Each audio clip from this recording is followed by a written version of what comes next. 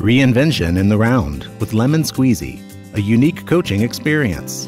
Learn about the reinvention process and watch it unfold before your eyes. Business strategist and leadership expert Shari Goodwin coaches ex-racehorse Lemon Squeezy toward new career options in front of a live audience.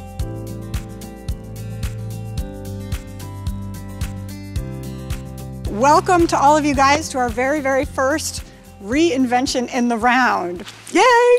So seriously, I'm so grateful that all of you guys braved the freezing cold. I mean, it was what, 8 degrees or something this morning. I looked at it and I thought, oh, it's gonna get warm. The sun's coming out. It's gonna be no problem whatsoever. So I love that you're here, and one of the things I respect most about people that show up is that where you spend your time and your energy are really the most important things in your life.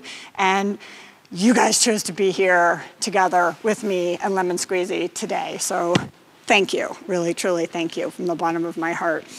So what we're gonna do today, we have a wonderful little circle here, so this is part of the round. We're gonna go through a few things. I'm gonna tell you a little bit of background about kind of how this came to be, and we're gonna go over the reinvention process, and then we're gonna work with Lemon Squeezy. We're gonna bring him down. He has never seen anything like this before. He's been with me for about a month. Came in the middle of the Virginia Ice Age when it was literally like 8 degrees and then wind chill on top of that, and it was very bumpy. So I've only really had time to get him prepared to be in this environment, in this arena, for the past 2 weeks. And even then it's been very light. And there's been nobody but me in this arena. So this is gonna be a big surprise for him. So it'll be really interesting to see how, what unfolds for that. So to tell you guys just a little bit about why reinvention is so important to me, this topic, is if so many of you guys have read my book, and there's 3 things that I talk about in there that I was saying, 3 things for sure. And the 3 things are that you can create something out of nothing.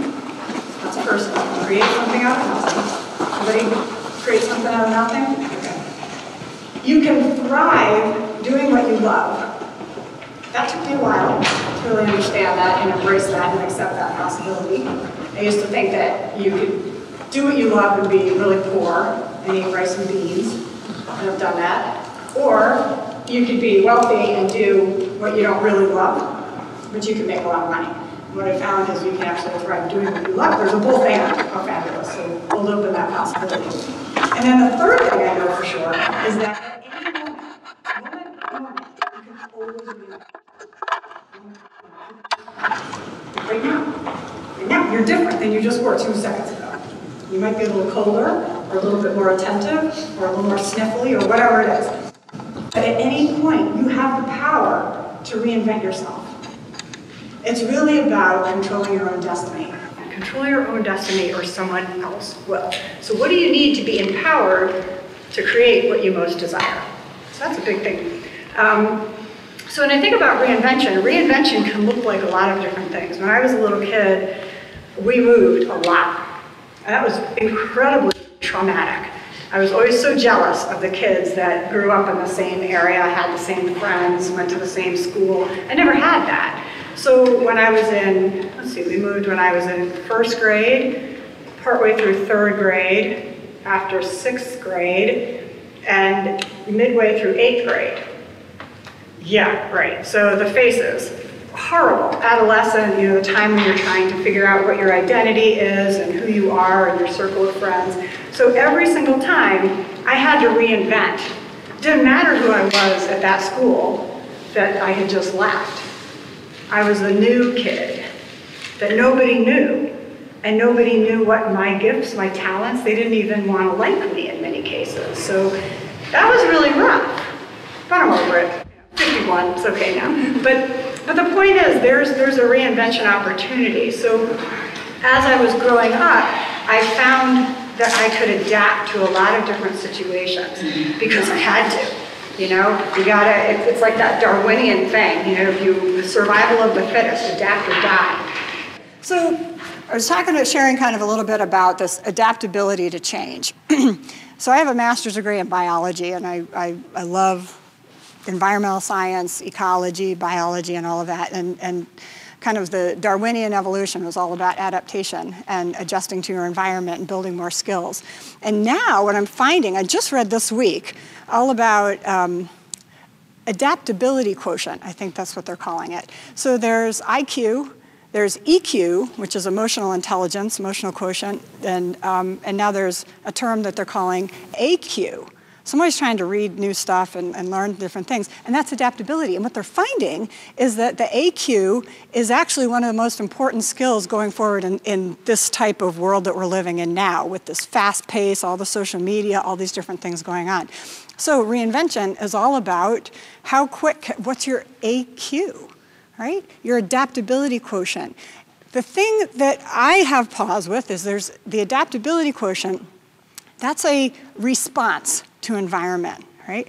What I want to do is be out ahead of it and be proactive so that you are the change agent and you're controlling your own destiny. So yes, you need to respond to fluctuations in your environment, and you never want to lose track of where you're going. So whatever you need to create and whoever you need to involve in your own world to allow that to happen, you get after it and allow yourself that. So I've lived my life doing that, and I know many of you guys. In fact, let's just take a quick roll. How many of you guys have either worked with me, been in one of my workshops, or somehow spent time with me before? Okay, so take a look around. Yeah, that's a lot of people. So thank you guys, all of you. I mean, I've learned from all of you, and I'm deeply grateful. And some of you guys I've never even met. It's the first time, so I'm so excited that you're here as well, and I hope you get some great value today. We have some juicy stuff to cover. So I've reinvented myself many times. I was an environmental scientist for 20 years. One of my colleagues is here today. It's so exciting. And I love that job. I was also a management consultant. I ran an IT staffing and consulting company and took it from zero. And then through cold call sales, took it negative into the red and made it even worse than zero.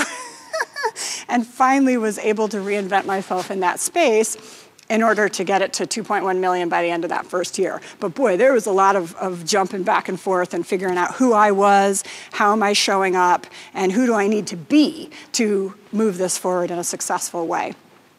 And then I started, well, let's see, then Jaeger 2 came about 9 years ago or so. So this is what I created based on my passions, my strengths, what I love, and living by my own design, really trying to control my own destiny. So you guys are all part of this. And here's the coolest thing. So that's a little snapshot about me. I'm happy to talk to you afterwards about any of that if you have questions or thoughts. Now, Lemon Squeezy. So this is a really cool thing. Because when I never in a million years thought that I would have another ex-racehorse. I thought, I'm too beat up. I have a titanium rod in my leg. I got bucked off. I have like a half-fused shoulder from other things from 20 years ago, getting thrown off some horse, and all kinds of stuff, you know, and some of the emotional things that go with taking those kinds of risks and smashing into the ground on a fairly regular basis, which can kind of play with your self-esteem and your confidence. Even if you have amazing skills, it can really start playing with your head. So I've done a lot of work on myself, and there's a couple people here who have really helped me with that, and I'm so grateful, so grateful. And yet, when I started thinking about getting a new horse, so my guys are now teenagers, some are in their 20s, and they're amazing, but I was thinking about getting a new horse. I never considered getting an ex-racehorse, even though I used to work with them all the time when I was in my 20s and 30s. I thought I was too beat up, too old, too scared, too whatever. Those are all the assumptions. And that was my belief system at the time, and I was okay with that until I found him. So this is a little emotional, but this is the truth. Because when you know something is right, it makes no sense oftentimes. It makes no sense whatsoever. I went in there to ride another horse who was an supposed appropriate horse for me. I wasn't really looking. I was lightly kind of pondering my next mount. And so I was looking for like 12 to 14-year-old gelding who's trail horse, who's bomb-proof, who's kick-along, who's good for an old lady like me. You know, I was like, that's what I need. And I rode that horse, which was fine for a moment, and I was going to leave. And they said, oh, we have this other horse. He's an ex-racehorse. He's this and that. And I said, I don't want an ex-racehorse. I'm good. And I thought, that's kind of rude. I should at least look at him. So I peered. There you go, right? So I look in the stall, and he just peered at me. He's very unassuming. He's in the back of the stall, and he looked at me, and he had the kindest, like, I felt like I could see his soul, and I felt like he saw mine in the most polite way. And I thought, who's that? So then, of course, I had to ride him. So I get on him. Meanwhile, he's got like hardly any training. I had no reservation about hopping on this horse, and all of a sudden I'm trotting around, and he was delightful. And I rode him for maybe 3 minutes, seriously. I mean, it was not more than that because there wasn't more to do with that because that's about all he knew, steerings, whatever. And I said, okay, I'll see you later. And I got in my car, and I was like profoundly affected by that moment. In that moment, everything changed. Everything changed for me because by the time I was down the end of their road, I said to myself, what if I said yes to this? And I immediately had this whole program came out of my head. Immediately. I went like a mile down the road. I thought, we could reinvent. He could be my project horse for me personally, and that would be fine. Or I could share him with the world because all of us are on this great journey of reinvention constantly. And I work with business executives and leaders in all different capacities to help them achieve their big goals. We're always talking about reinvention. We're always talking about all these different kinds of pieces of it. What better way to teach this than to take this little guy on the journey and invite all the people to be part of it? So you guys are right now, you've manifested my dream. So thank you for that. Seriously. I mean, huge, totally huge. Look, you're all here. I can't even believe it. You don't have to count. I can't believe that. I mean, I can believe because I could see it roll right out. And so we have the Facebook page, so like that because we'll be, follow it because I'll give you all kinds of updates, insights, all kinds of things. The next session is March 10th, so we'll be back here for anybody who wants to come again. We will have the videotape also available, so you can check that out. But this is it.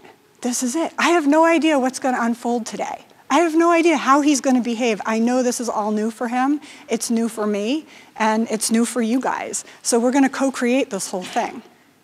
So you ready? Yes. Okay, cool. All right, so a couple of things about the reinvention process I want to go over before we bring in Lemon Squeezy. I love making charts. So I made some new charts. So this is my first chart. And the thing about me is I like to distill things down to their absolute simplest components. There's a lot of complexity around reinvention. There's a lot of psychology around all kinds of things. And humans, I believe, touch my mic, I believe we tend to complicate things way too much. Horses keep it super simple. So we're going to go with as simple as possible. So this process I really like. I actually learned it from one of my mentors, David Nagel, in his program, The Art of Success 2. And he's pretty amazing. And then he adapted that from Raymond Hollywell's book, Working with the Law, which is really pretty great. Little tiny paperback. It's kind of law of attraction-ish and other stuff with very practical applications. So I read a ton. And these were two references I thought were pretty great on reinvention. So really it starts with awareness. It's like something's wrong here, I want to change something, and you stew around in this awareness. It's so painful because you haven't done anything yet. You just know you have to do something, or you think you should do something, and you're like, now's not the right time, it's never the right time. But you're aware of it's not being the right time, and it's just like eating at you. It's kind of a stinky place to be. Then you're like, all right, I'm doing something. So there's a fear trigger. Okay, I'm making a decision. I need to do something. And then you're immediately terrified and exhilarated. Believe me, I've done this a million times, so I know exactly, and I've led all kinds of people through it. It's always scintillating. Then you make the decision. Okay, I'm going to do it. And it applies to everything, even losing weight, which I've made this decision a million times, and then I have to keep coming back to it, and never get down to that. But whatever, you got to make peace with yourself. Make the decision. Then you actually have to make the change. You actually have to do it. That can be really, really hard because we have to alter behavior. We have to alter what we believe to be true. And if we haven't even altered our beliefs yet, we have to just suspend the belief and just go take the action anyway. The belief will follow up. It's okay. You can develop something. And then you need to adapt to it. That can be really hard too. You have to adapt to this new space. and then you grow. And it's not even linear. I mean, you can go into awareness decision, and then you don't make the change, and you're back into awareness, you decide again, I still haven't made the change. You could be bouncing around in any one of these places for a long time. But ultimately, this is kind of the path. Does that make sense? Okay, so that's that chart. Then I just made this new chart. So this is from those guys, and I love that. And this I just came up with myself because I was thinking about this very carefully. States of transformation. So there's a huge component of trust and fear. And we're always flipping back and forth between trust and fear and trust and fear. Sometimes people call it faith, trust. There's some semantic differences there. But it's really here. And when you trust, you feel safe. You start to feel safe. And you'll see with Lemon Squeezy, he's going to bounce around this circle like crazy today. And we all will too. You'll feel safe. When you feel safe, you can explore. You're like, oh yeah, let me go check this out. I'm going to go check something out. I'm going to go look. And then you start to see a lot of options. And then you can grow. But on the opposite of each one of these is kind of the opposing force. And they're not negative or positive, it just is. So being able to recognize where you are at any one moment can give you the tool to be able to get to the next phase if you're ready and you want to make that happen. So if you're feeling safe, the opposite here is I'm feeling unsafe. So what happens when I feel unsafe? I'm like, whoa, my whole world starts getting a little smaller. I start to get a little stuck. I don't see as many options. This is like, I just have to do this. And you start to shrink oftentimes in your own development, right? Your world just gets smaller and smaller and smaller and smaller. And all of a sudden, you become almost a shut-in of your own doing. And that can look like different things. It didn't have to be a shut-in in the classic sense, but a shut-in in your own world. And you have not created your own destiny. Or you have. Have you? I don't know. So that's the destiny at that point. We have, at any moment, we have the ability to shift. So Jim's going to go get Lemon Squeezy. And we're going to look at this for a minute. So what happens when, this is really a fear state, and that's that limbic system. You'll see it happening with Lemon Squeezy, because with horses, they're very fight, flight, freeze. And it happens really fast. So it's great to be able to use them for these kinds of reinvention purposes, because you can see what's happening, and it's all real time. So I'm not going to try to fix anything with him. I'm going to let him be where he is. We're going to look at that. I also don't want him to get really, really scared and panicky. So I will be a presence for him and hopefully encourage a feeling of safety and see where he bounces back and forth around this circle. And I'd love for you guys to watch that as well, because we'll talk about it afterwards. We'll bring him in. We'll do a little work with him, and then we're going to reconvene and talk about what you guys have observed and what questions you have. So all of this will be happening in there, and what I'm going to be using is a process of inquiry and discovery through questions. Now, they may not be verbal questions. Horses are very nonverbal. We tend to be verbal. So all depending on what happens, if my narration of something is bothering him for some reason because my focus is not on him, because horses are pretty sensitive to that sometimes, I'm going to stop and just allow myself to be with him and then pick up the conversation with you guys after. So there'll be a nonverbal conversation going on between me and Squeezy and between you and Squeezy, because he's going to be asking questions of all of you guys. You're going to be asking questions of him, whether you're conscious of it or not, right? Does this make sense? Okay. So a couple of stats on Lemon Squeezy. He's officially 7 as of January 1st, because that's how the thoroughbreds do it. He's actually 6. His birthday is at the end of May.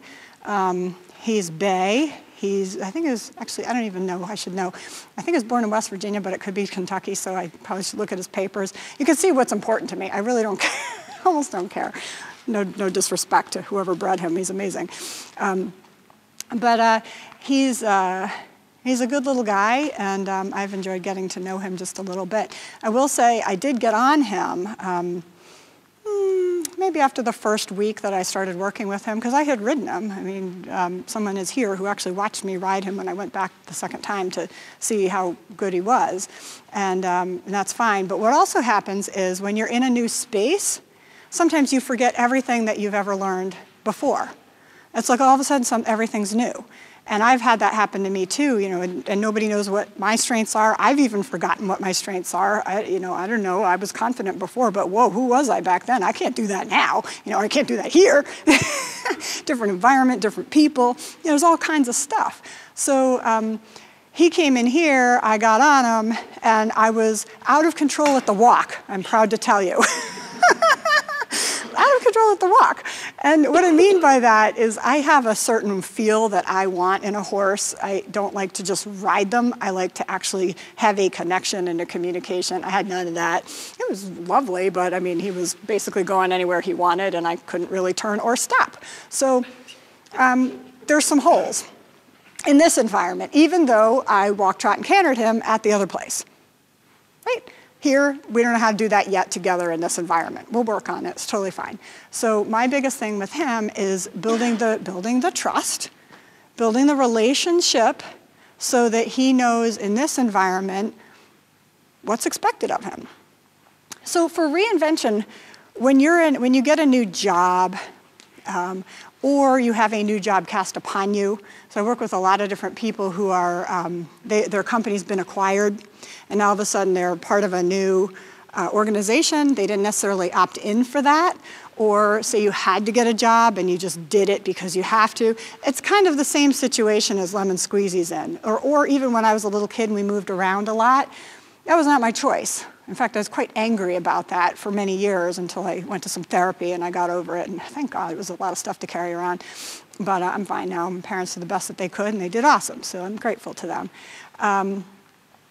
But this was cast upon him. He didn't choose to leave his buddies, leave the life that he knew, even though this is good, he didn't choose it. And I'm very sensitive to that. So I want to make sure that this new life for him, we explore what are his strengths.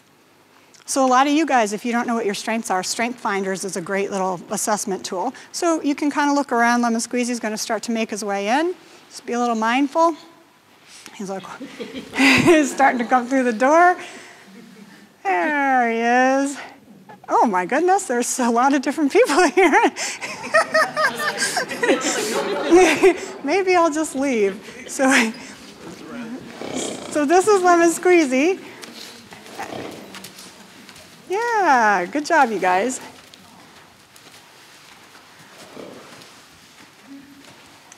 This is my wonderful husband, Jim, who has reinvented himself a number of times. He was actually my horseshoer when I first met him. How convenient, right?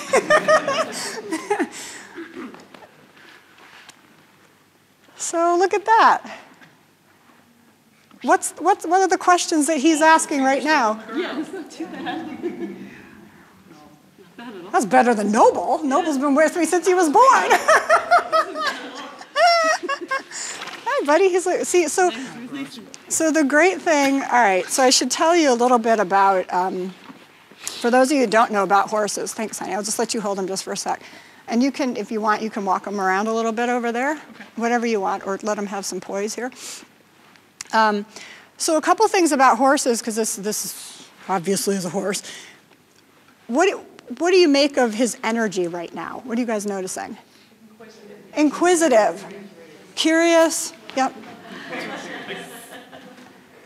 Did you see me just leap into action? Right? Little nervous initially. Yeah, so seems friendly. See, so we have some non-horse people in here, and you guys can tell whether he's nervous or okay or feels safe. So right now on here, where is he? Does he feel safe, feel unsafe? He's kind of bouncing. I think he's bouncing in between the two. Bouncing in between the two. Bouncing in between the two of safe and unsafe. How long has he been on? So great. His last race was March of 2016. Oh, good. It's just been on. So he's been chilling, but he hasn't been doing a whole lot, but he's been chilling. So yeah, I'm really happy about that, because they need a lot of downtime before they get back to work. So okay, what are you noticing about that? Where is he? Exploring, shrinking? Exploring. Exploring. Staying close to Jim. Staying close to Jim. Yeah, so when they throw their head up like that, with horses, oftentimes that's a initial kind of almost an alert. It could be a fear, it could be alert. Yeah. He's keeping his eye on everyone. And his ear. Yeah. So horses, when they're relaxed, their head's a little lower, they take a nice deep breath, they do this little licking and chewing with their lips, you can see that, they almost mimic grazing. He has never seen these charts, he's never seen anything like this, which, so if you will see him now, what do you think, what state would he be in? Relaxed? I know, dude, look at that. More relaxed. So he's chilling out. So what we're going to do is, Jim, if you want to go ahead and put him in the round pen, and after he gets in there, I'm going to go in there, and then all of us are going to watch. So you can turn your chair, you can move your chair. It's all good. We're going to do some work with him for a little bit, watch him go through a little bit of these states of transformation, and explore what are his strengths. What I'm curious about as his coach, what does he like to do? What are his strengths? What scares him? What makes him happy? You know, how can he best position himself to have fun and enjoy I don't even know what work he wants to do. So it's kind of like an interview, right? So we're going to go check that out. All right, so I'm going to move over here.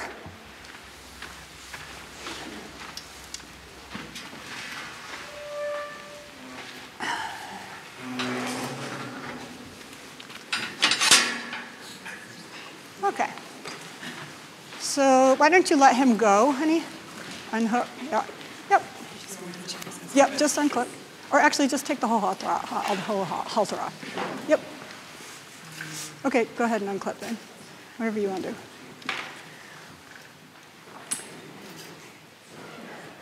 So yeah. Okay, so you'll notice a little bit of this.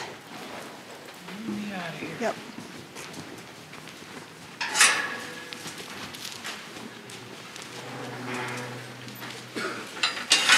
Thanks. Okay.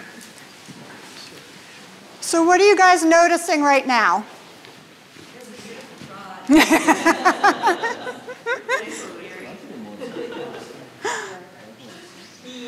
still sort of inquisitive, but is a little bit of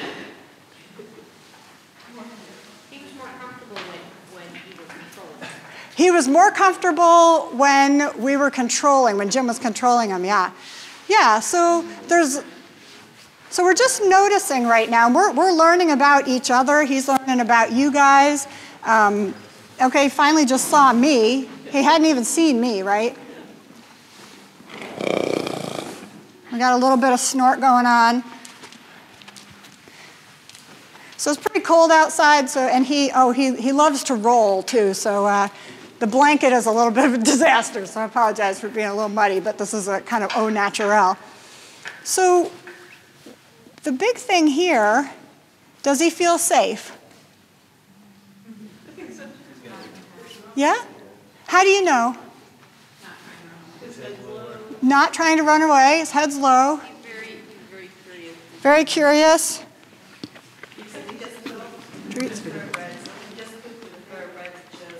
Just pooped. All right. So he can choose to go anywhere he wants in this whole arena. What do you notice? So what do you make of that? Right? So I'm not asking him to do anything, right? I'm his security blanket, I heard someone say. And look at his posture, right? So what if I go over here? What if I go over here?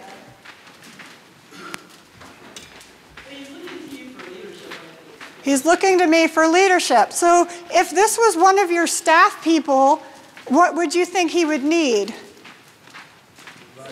Support. Yeah. Reassurance. Is he a team player? Is he an independent thinker? Not yet. Not yet.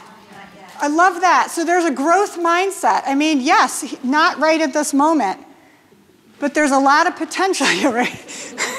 He's trying to hide now. He's like, no one can see me. I'm hiding. I'm like, dude, everyone can see you. You're 1,200 pounds. Okay, so you just saw Scott. Notice. I mean, are you kidding me? How could I not bring this horse home? I mean, come on. Yeah, so it's so interesting. How many of you guys have come out and watched Noble and some of the other horses work? So Noble's independent. So, okay, notice where he just chose to be. See how he changed sides? Yeah. Why did he change sides? You're stay away from the camera. Right. Yeah. Okay, so he didn't feel safe over there, and he immediately put himself on this side. So what do we know about his confidence?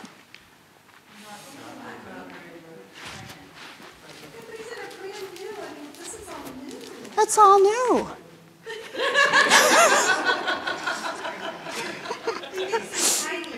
He's like trying to get my pocket. Yeah.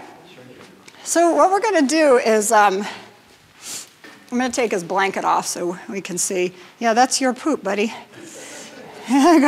So I've done a little bit of some of the stuff that I do with him. When I first got him, he was right on top of me, not in a good way, like constantly and pushy and scared. So when you have that kind of combination, they can be pretty dangerous and just leap into you in a moment's notice. So some of the things I've worked on with him are to get him off of me. Get him off of me even more. Okay, good. So the biggest thing with people is you put the pressure on, take the pressure off the minute there's a tiny try, right? In leadership, you do a lot of things with leadership training. Reinvention is a leadership process. Your leadership is of yourself. You have to be a good steward of yourself. So give yourself what you need in order to succeed. What is that thing? If it's training, new friends, a new horse, what do you need in order to succeed? Reinvention is all about self-leadership, right? I wanted to reach more people. I wanted to give more people exposure to the amazing wisdom of these animals and what they can do for us. I can do it. We've had all kinds of amazing programs with the rest of my herd. I wrote a book on all of their work. And I wanted to take it into a new dimension. So what do I need to do that? You know, what do I need to do that? Well, apparently I needed Lemon Squeezy. And one of the reasons I named him Lemon Squeezy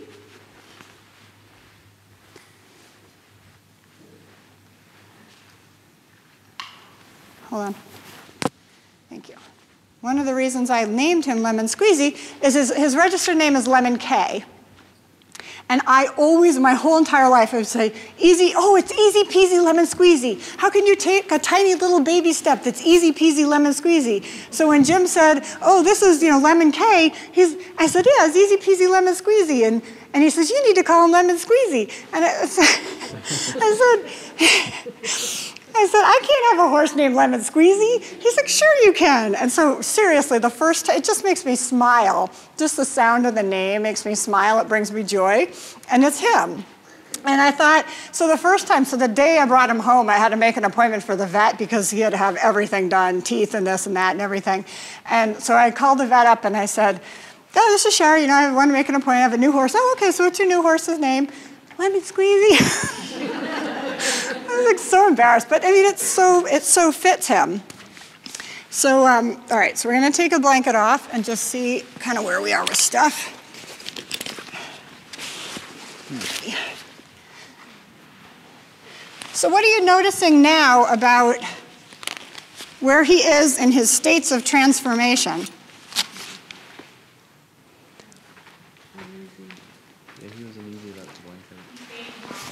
Gaining confidence. So we talk about you can reinvent moment by moment. What have you guys seen since he walked through that door? Has he changed?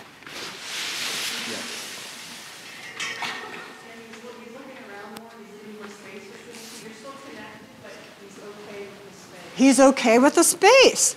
So we're still connected. Great observation. He's still connected, but he's opening more space as he feels safe and gains more confidence, right? So again, back to that, you see where I mean? It's lovely and cute for a horse to follow you like that, but too close is actually an invasion of privacy and a sign of insecurity and disrespect. I'm going to move back a little bit. So he couldn't do that at all when I first got him, and now he's much more responsive.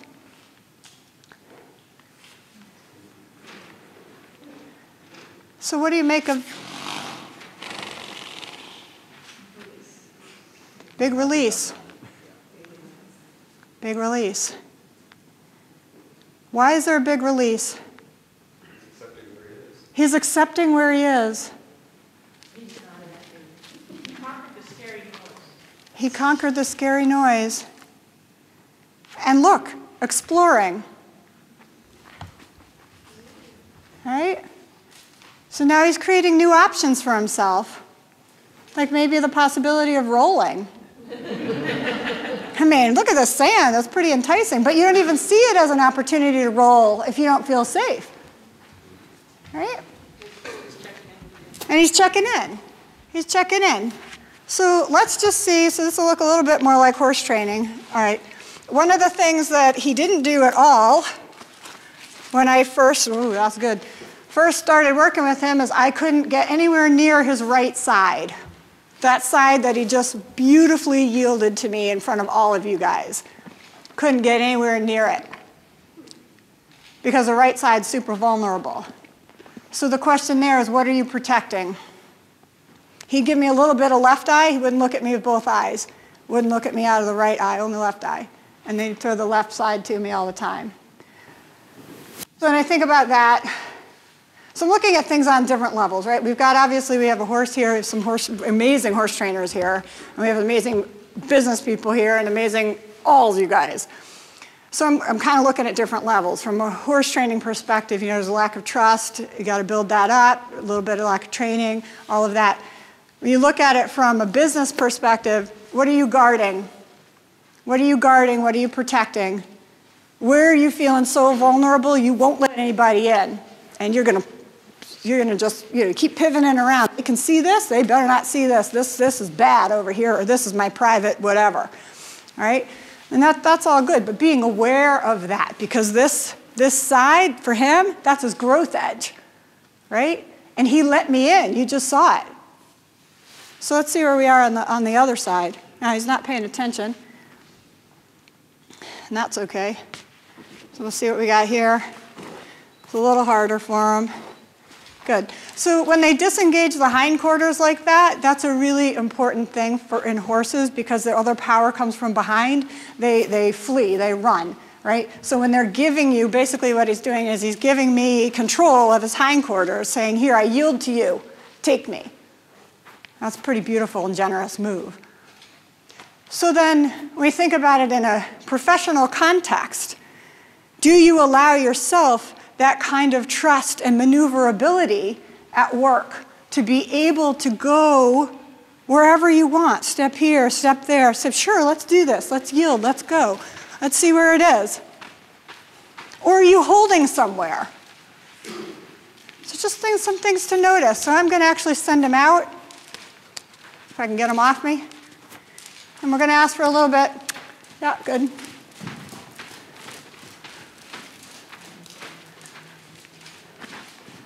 Good. So we just notice where he chooses to place himself. And if you notice down there, he kind of gave a little left eye. He fell to the ball. Cutting in on the circle here. I'm not trying to really make him do anything. I just want to inspire movement. Good. So this is the equivalent, and then I just take the pressure off. So, good. So the piece of that, and you saw the flinch there when I came up with the stick initially, but then he did a snort and he licked. So he's recognizing this is okay. You don't have to, just because I present you with this, it doesn't mean it's anything but friendly. So when I sent him out, I asked him to move out. What would that be the equivalent of at work? Stretch goal. I didn't hear. A stretch goal. A stretch goal. Perfect. A stretch goal. What did you notice about the way he was trotting? He's looking around. Looking around. But he was always kind of the same distance away from you. It's kind of the same distance. You weren't in the middle, Yeah. so he wasn't going around the whole perimeter. Yeah. It was kind of the same distance. Was he nervous or was he relaxed or what would you say? He seemed more relaxed than before. Seemed more relaxed than before. Yeah. So he's adapting to his environment, right? We talked about that adaptability quotient and how important that is. And so now I'm going to say, wait, which way did we went to the right, right? I forgot already. So I'm going to ask him to come out here. Let's move out. So we'll go to the left. And isn't it interesting that he chose to go right first? Yeah.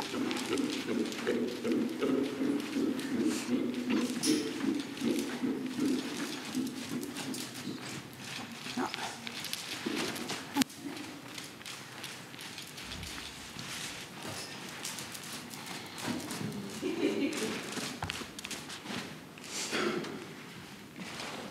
And what do you make of that?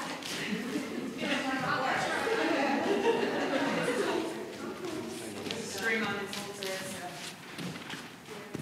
Yeah. Hey.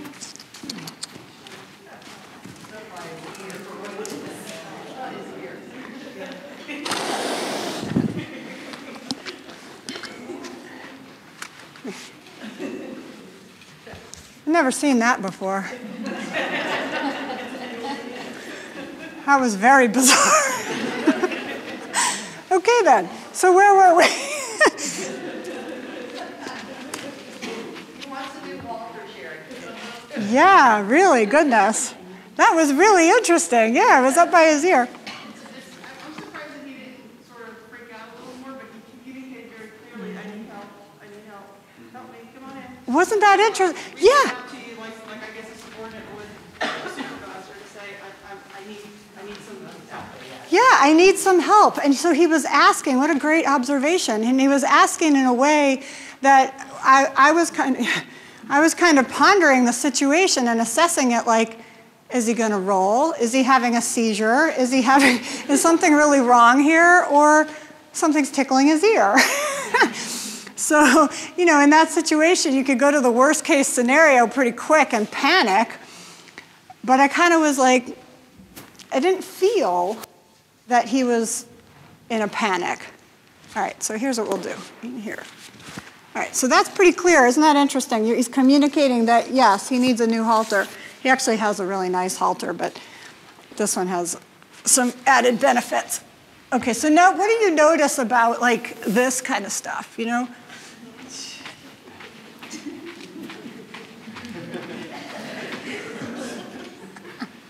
I've never done any of this stuff with him. I have no idea how he is. He cracks me up, though. He's very funny. And he also got into a small wreck with the fence, so he looks like a little bit of a bruiser. He's got a little scab on his face. It was okay. So, okay, yeah, so if you're working with a person and they're suddenly needing help, do you go in and help them? Can you first recognize that they're asking for help? Which I couldn't recognize at first because I'm like, what's going on? And then he just kept showing us. Yeah, Cindy. A lot of times what people do is they'll start to spiral, right? Oh, yeah. And then we don't know what the spiral is, we don't know what the spiral has become, but you automatically got curious, and everybody else did here, and then someone figured it out, but a lot of times when people spiral, we lose the ability to be curious about why they're spiraling.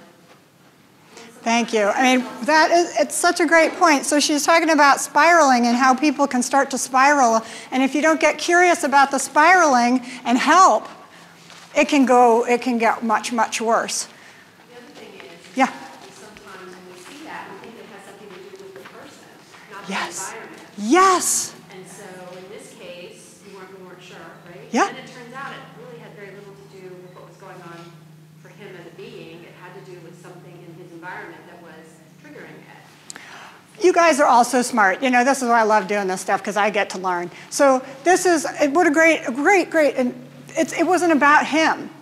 It was about something else. It wasn't about his being. He just needed a little fix on the thing, and then he's ready to go, right? How many times do we make it about, oh, you know, this is a whatever, and we jump to a whole different conclusion. And then we make a label about it, and then it becomes a whole big deal. So I wanted to get back to a couple of things about identity. Identity is really, really important in reinvention, because you identify yourself as something when you're working or you're whatever. Yeah, he's like, oh gosh, here we go again about identity. He and I have had this conversation. But it's about, to reinvent, you have to be open to creating a new identity. See, now he doesn't even need me. You have to be open to creating a whole new identity and step into that place about what's possible. Yeah? And sometimes we cling so much to the old identity that it's really hard to move into the new space. And I have to tell you, the very first week that I left my job as an environmental scientist, I was director of program strategy for a global engineering firm. The first week that I left to come to be this, which I didn't even know what it was, I went to a conference, it was so crazy, in the Reagan building in DC, which is where EPA is, which is where I just the week before had been with clients as environmental scientist Shari Goodwin. And now I show up in the Reagan building at a different conference as Shari Goodwin coach, strategist, whatever the heck I was calling myself back then. And I was introducing myself to people, and I would introduce myself as, you know, I'm a business strategist and leadership coach. Oh, and I was an environmental scientist for 20 years, and da-da-da-da-da. I was so attached to that. People didn't know who the heck I was. I didn't know who the heck I was. I was calling myself these names that were from the past that wasn't who I was. So who am I? Very confusing. And it was really bizarre being a coach and being pretty self-aware. I was aware that I was even doing it in the moment. And I thought, do I really want this, or am I really missing that? And I really loved that career. And it was a way of identifying, and it was amazing, amazing people in that line of work. And yet I wasn't that. I was creating new space. So it took me quite a while to adjust to that. So now what do you think is going on here? I think he gets it. I mean, let's face it, the career he came from to this reinvention is like night and day. Kind of what you were describing, maybe you felt that energy within you about the conflict. Yeah. And right side is yang, and thoroughbreds, especially racing thoroughbreds, they don't run right, they only run left. Yeah. And so I thought what was so telling was that he automatically went right for you, which shows a lot of trust. Yeah. And shows that he's not holding on to that old identity, that he's happy right now. He's staying there whatever long he's had it, but he's willingly giving it up, which is classic. Thank you for your observations, and I think he's ready for a new job. So maybe we give him a little something fun to look at, and we can start exploring what he might like. Let's see what he thinks about this. So in my coaching question is, what would happen if?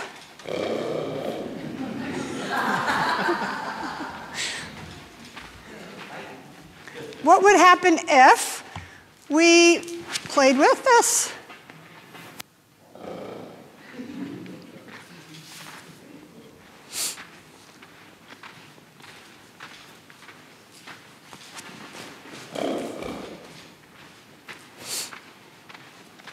So notice that I'm not pushing this at him.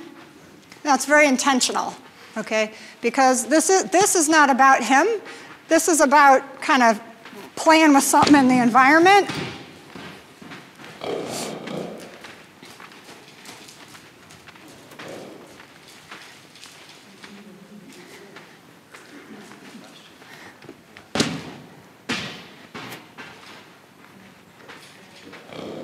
It's really cool how he's, you know, like clearly it's concerning him, but he's not running away from it. He's He's very brave.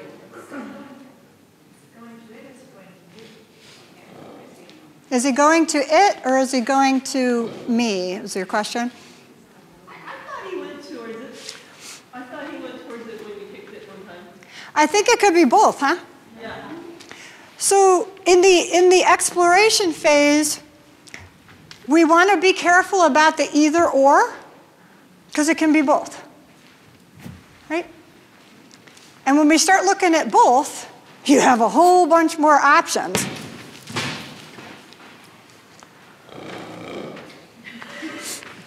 So right now, is he in fear or trust? Okay? Is he feeling safe?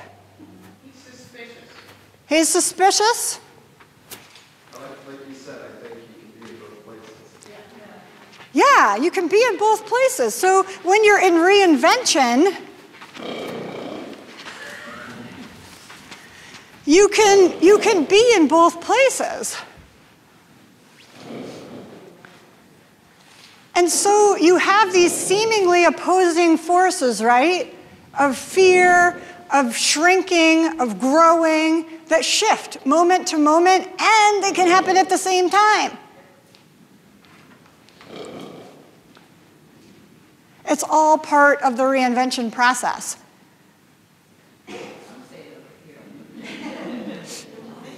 Yeah, so we have a ball. We don't quite know about this situation. So what would make him feel, my question to him is, what would make you feel more safe? What would make you feel more safe? So if you have a staff person, or this is you at work, what would be going on?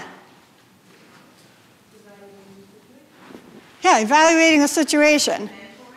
Mentoring. Collecting information. How do I need to show up in this space to feel more safe? Look how far away he is. Sometimes you have to move away from it. Get a little more distance. Get a little more perspective. Sometimes you need to be right up close to it. Sometimes you kind of have to walk around and look at it from both angles. Get a different perspective.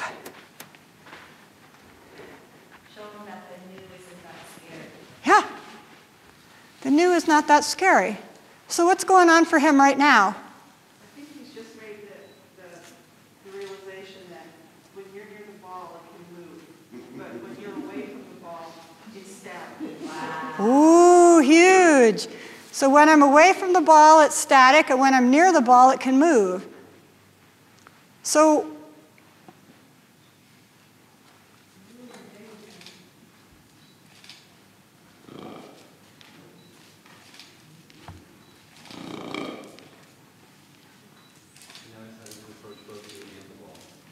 yeah.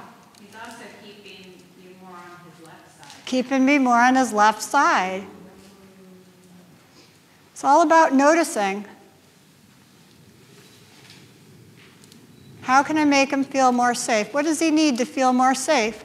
It looks like he wants to be invited. He wants to be invited. Oh, so cute. Hi, buddy. Do you want to come over here? Come here.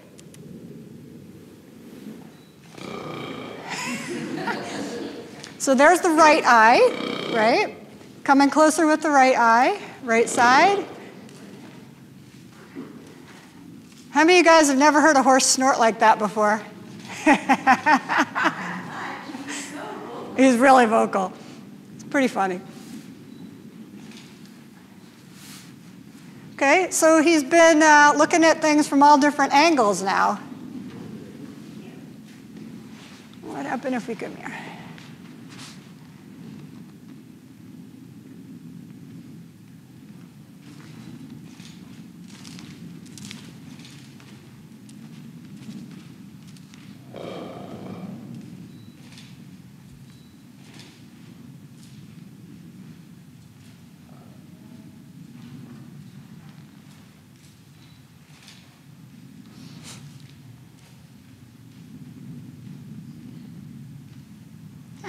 So the objective here is just to allow him to experiment.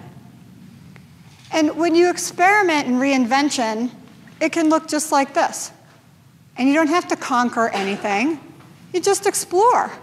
You go check it out, right? Give yourself permission to be a beginner and just kind of look at it and be like, meh, not ready to kind of go all the way over there. This is where I am right now, and this is where I'm comfortable. Yeah, some patience, self-patience, right? Kindness to self. I know for many of us, we're kind of experts in our field, and when you get in an environment, you're supposed to be the expert. You're supposed to know. You're supposed to know. Of course you know, because you're supposed to know. But sometimes you don't know, especially if you're in a new environment. And especially if you're going through a reinvention process or you're making a tweak in something. Then asking for that help and asking for yourself, giving yourself the grace of being a beginner and allowing yourself the peace of that space can make really magical things happen. Right? Can make magical things happen if you open that space. And having the patience to just be able to just be and not do and not force.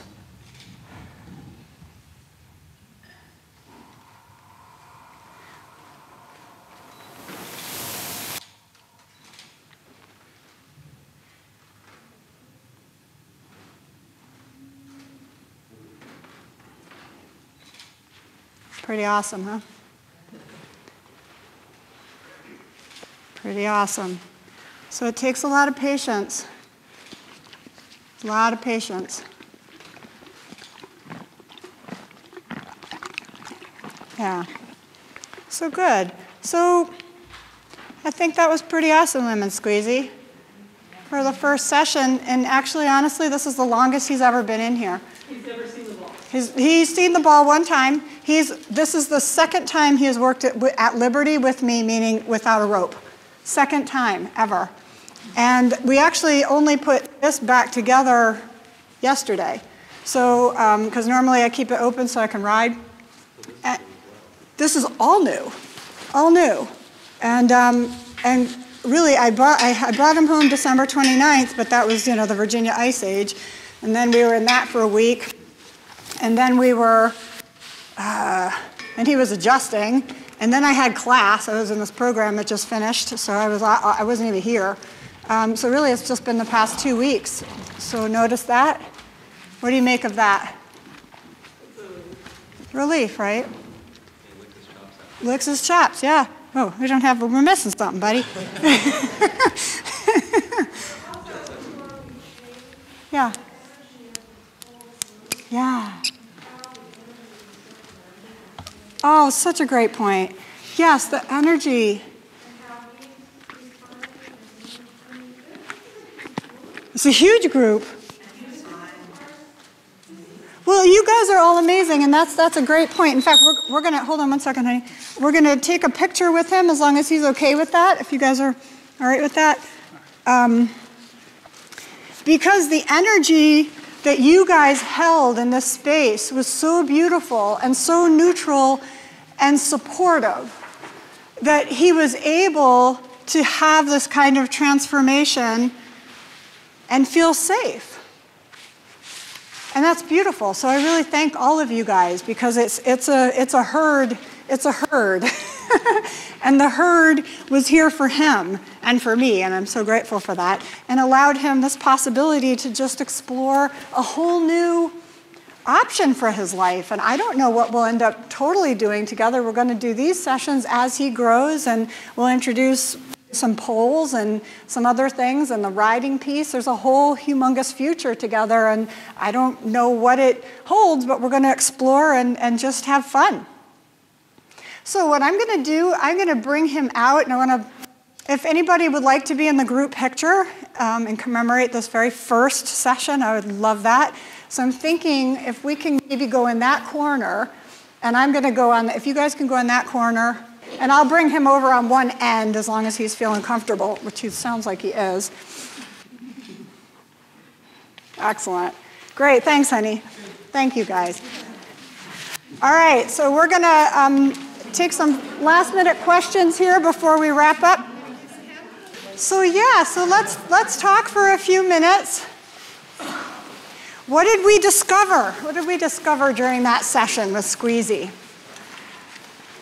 What are your observations and thoughts? He was really trying. You think he was really trying, yeah. He really trusted me. Oh. Like incredible. Like you guys have this huge bond on it. It's really amazing to watch. Thank you. And you know, it was like immediate. Yeah, I can see why you bought him now. I You didn't understand at first. I'm like, are you crazy? I mean, seriously, when I barely rode him, I would never, all my other horses that I've ever bought in my life, you know, you ride them, you play with them, you whatever, before you go hand over money for something.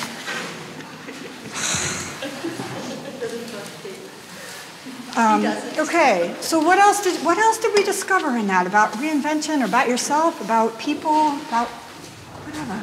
He seems eager. He seems eager. Yeah. Like everything he might not trust completely, but he's really curious and he seems eager. Yeah. Really exploring all the possibilities that you present to him. Open to exploring all the possibilities you present to him. Yeah, and looking for leadership. With the right coaching, with the right mentoring, he's open to becoming whatever that is. He's open to going there. Yeah, open to going there, whatever it is. And you said with the right coaching. I think, yeah, with you being his, let's call it a mentor, if yeah. we use the business perspective. With your mentoring, he's able to come out of that comfort zone and explore what's beyond and become whatever it is he's meant to become. That's so beautiful. And you know, I think a lot of times we push at people, especially high potentials, and if you're a high potential, all of you guys are, and have been pushed at, oh my gosh, it's so much pressure. It's so much pressure. And sometimes it just comes from yourself. And you're pushing at, you know, it's never good enough. And you keep pushing at. And you saw in there with him, he came toward, right? On his own terms. It's different. It said invitation, right? He was waiting for an invitation. So a lot of times we have to invite ourselves to a new space because we may not have a mentor or a coach or somebody that we can afford to pay or whatever. We just need to be able to see inside ourselves and say, who do I need to be to lead myself? What do I need from myself? Well, oftentimes I just need support and kindness and gratitude and self-acceptance of where I am right now. And right now is okay. That's okay. And if I want to go there, I'm going to support myself along the way. A lot of the time we beat ourselves up along the way until we're there. You should have been there longer. You should have been there quicker. Should have made it faster. Anybody done that to themselves? Hello. So, Shari, it's similar to what you said, but what I noticed, he seemed to do better when you framed the question and then we ignored him. Like, after you took the halter off, you started talking for a while, and we were focused on you, you were focused on us, and it seemed like he did better. Then at the end, same thing, when you were sitting on the ball, again, focused at us, that's when he was able to move forward and come to you. That was energy-based. I think maybe we were a little anxious, like, what's he going to do? Is he going to go to the ball, you know? And then when we just started calm and were listening to you, then he got calm. Yeah. Didn't have the attention on him. Didn't have the attention on him. You didn't have the pressure. Didn't have the pressure. Yeah, so what happens if you redirect your attention to taking the pressure off? There's an open invitation at any point that you can walk into, but you don't have to. I think it's interesting that I'm spending a lot of time in my head like thinking about the reaction to the ball. and kind of how that shows up, that idea of, ooh, something new and exciting, especially if you're a leader, you know, it's like, oh, and we throw it out to our teams and we expect them all to immediately jump on it and play with it, right? But it can be frightening, and make people, and the idea that of kind of sticking, you know, not making the ball go away, not going, oh, well, that didn't work, you know, I'm going to take the ball out, but leave the ball in it, but provide that supportive presence along with the challenge. I think that's a real takeaway for me, and whether that's for people that I'm working with or for myself, right? That don't take the challenge away, but meet it with something else that's supportive, that is a little more curious about what do you need in order to tackle this challenge, as opposed to throwing up your hands and saying, oh, well, clearly we're not up to it. Great observation. Cindy. But I kind of feel inside was this place of, I do everything so quickly, and even though it's been a process of me slowing down for like, I don't know how many years, and I'm still working on it, that the people who do things quickly, think quickly, speak quickly, whatever, they can judge the people who do things more slowly. The people who do things more slowly can judge the people that do things quickly, but there are really good times for both things. And especially with horses, I think that's such a great lesson, because you're letting them process in their own time frame, but you didn't do too much, because too much can also erase the trust. It was this nice combination of knowing what was enough, knowing what was fast enough, what was slow enough to allow their process so they can step up and not getting impatient, like you were saying, with the process. Great. Yeah, thank you. Yeah, there's so much to unpack. And one of the things I've found with this kind of work is you'll have epiphanies long after this. You go home and you'll be like, well, what the heck? I was freezing, but something magical was happening. And then you'll see like, oh yeah, that's just what I do at work, or with my husband, or with my daughter, or whatever it might be, because these are life applications, right? I mean, I work with a lot of business people and executives and all kinds of folks, and it's all part of, it's life, it's an integrated process, right? We're all here together, and we're just trying to do the best that we can, and the acceptance piece is key. Just accepting right where you are. And there's always an invitation for something different if this isn't working. Cool. Well, so, yeah. I went through anxiety a little bit. When I was going through the process, and I just spoke to you about it, it reminded me of when you and I worked together 3.5 years, and I had to let go of a very long business, and had no clue what was ahead of me. And it was reminding me of those feelings of going, oh my God. Thank you, Jay. I know, and look where you are now. For anybody who doesn't know, this is Jay Artiste. He's a globally renowned artist. He's one of the most magnificent Renaissance men I've ever met, and Cindy Bettino is his beautiful and super talented wife, quite the dynamic duo. So check out their work. It's pretty incredible. Thanks to you. No, this is your doing. You just said yes, for sure. Both are right. So this is about creating opportunities and really being able to share your unique greatness with the world. And I don't know what's in store for Lemon Squeezy, but I know that he's changing lives and he's opening opportunities. And it's awesome. It's just fun. And it's a whole discovery process. And the other thing is, it's not linear. It's not linear. You have this great epiphany, you move forward, you're like, yeah, got this, check, met my goal, and then something happens, like, whoa! Start over, it's okay, it's all good, because it's part of the process, it's not linear. Whatever you learn, you can use to build yourself back, and then even better. So good. So any more questions before we wrap up? I know we have a lunch for any of you guys who want to join us up in Marshall, and we can also continue conversations online. And we have our next event March 10th. So if this resonated, mark your calendars, and we'll have more fun.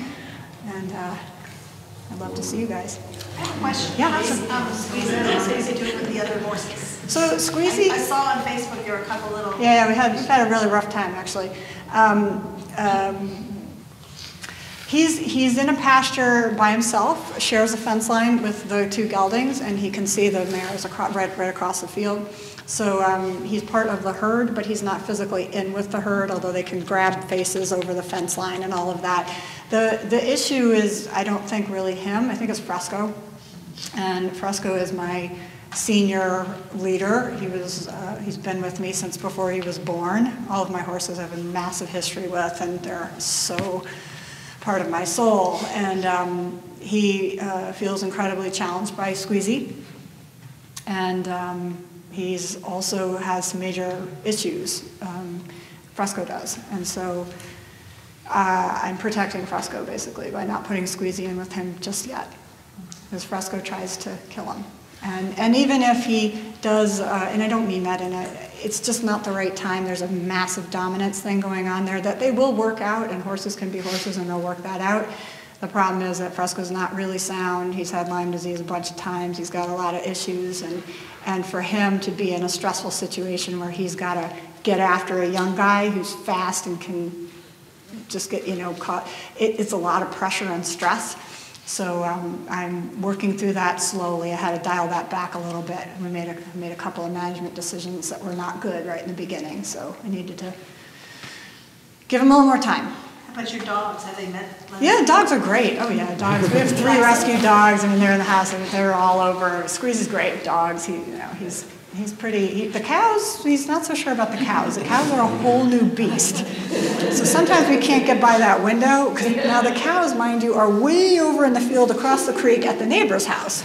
They're not even like little specks, but whatever. Yeah, the cows are quite something. So did he do nothing? He was just on the track and that's He was chilling out, and from what I understand, he got passed around for a few different people who kind of put him in the pasture with their other horses or whatever, and he was taken out a few times for some trail riding introductions and things, fits and starts, but the pattern was that nobody ever had time. He was always like the second horse or the fourth horse or a stringer, and they didn't have time. And in fact, the last person that I spoke with who did probably more of the riding than any of them, said that she had gone out to buy another horse, and they said, well, this one comes with it. And, and she said, well, he's cute, I'll ride him too and get him sold. But she had her other horses and had to, move on. So shout out to his trainer, Ronnie. We've connected on Facebook, and he obviously was well handled at the track, so it's fun. So Ronnie's following Reinvention in the round and Squeezy's progress, so that's pretty cool. And he has lots of fans out there, a lot of people rooting for him. And I think, it's like I said the other day on Facebook, is I told him that he's Lemon Squeezy Goodwin, which is hilarious, and that he found his person, and I'm his person. You can see that. That's clear. Yeah. And it was funny too, the day that I said that to him. I was grooming him and stuff, and it always gets a little emotional because it just is. And I told him that, and for people who don't get this kind of depth of connection that most of us have with our animals, it sounds so crazy, but I really believe that they know everything that we tell them, maybe not these precise words, but they certainly read the intention behind it. And he reached out that day, and it was maybe a week into our relationship or so, and he just breathed right into my face, and it was the most knowing. He was just like a knowing. It was so beautiful. And I really, truly, I didn't feel, and I'll just share this with you guys too, I just told someone yesterday, I didn't feel that I was emotionally ready to have another horse in my life. I'm very tied up with my herd. They cost me a bundle. We had a really rough year last year. And I felt guilty. I felt like I was cheating on them by even thinking about going out and looking, because I invest so fully. And then I realized it's both and. Love is it's limitless. You have plenty. It's not like I don't have enough. What if I opened it up and brought in another one, And what's the surprising thing is that it just made it even better because love just keeps growing. You know, you don't guard and protect and do that around it. You just let it grow. And so that's what's happened. So I'm really happy about that. Shari, what are your plans? What are you going to do with Squeezy between now and March 10th? Well, that's a great question. So, you know, I have time now, which I have not had time in a long time. And I've made my commitment this year, which I'll declare right here, is to do a lot more horse stuff. I've done a ton of business stuff, tons of professional development, and tons of things. And so my plan is to become as good a horse person as I can, and go to more clinics and take lessons and learn, get this going better, because it's a little out of shape for riding. I've been riding Noble quite a bit, but not as much as I would really like to, so that I can be a good rider for him and we can begin that relationship with confidence as well. So between now and then, we'll just see how it goes. I'm going to build on what we've done. I'm very happy with what he did today. It was kind of a nice thing for me to see where he was with all of you guys. And I'm real happy with that. We'll do more of that. I'll put some polls out. We'll do some maybe free jumping, see what that looks like, see what he likes. And I've got a used saddle for him, so I'll throw that on him and see where that goes. And I don't know, you know, it's unlimited possibilities. So stay tuned. Do you think your other horses are jealous, or it's more just a dominance thing? Do they sense? I think for me, as long as I don't set up that dynamic, I think it's okay. I've had what I perceive to be jealous issues in the past, but I think that's a little bit of a human construct. And I was calling it that, and so then I was feeding that, and then I was creating that. And as long as I don't do that and open this as an opportunity to work with this one, and that's their special gift, and this one has this one's special gift, and I do that, then I think it's okay. So it's really on me to be mindful about that. Sherry. Yeah. Which one has the white stripe down his face? How's Lila? Okay. She was watching through the window while you were working with Lemon Squeezy in the cage. Lila. I almost panned the camera out to catch her looking through the window, but they're definitely curious. I didn't feel jealousy from it, but she was very interested. Lila. So that's a great, thanks Scott for sharing that. So Lila was born here.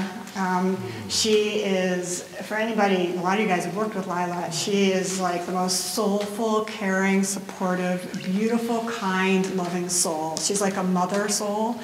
And I'm sure she was just so proud of little Squeezy in the ring and would have loved to watch. Yeah, Lila's a heart horse for sure. Thank you for letting us know that. All right, so we're going to wrap up. So thank you guys so much for being part of the very first Reinvention in the Round. I couldn't have a better group. I'm so happy for all of your insights and your amazing, beautiful energy. So thank you for that, and maybe we'll see you at the restaurant.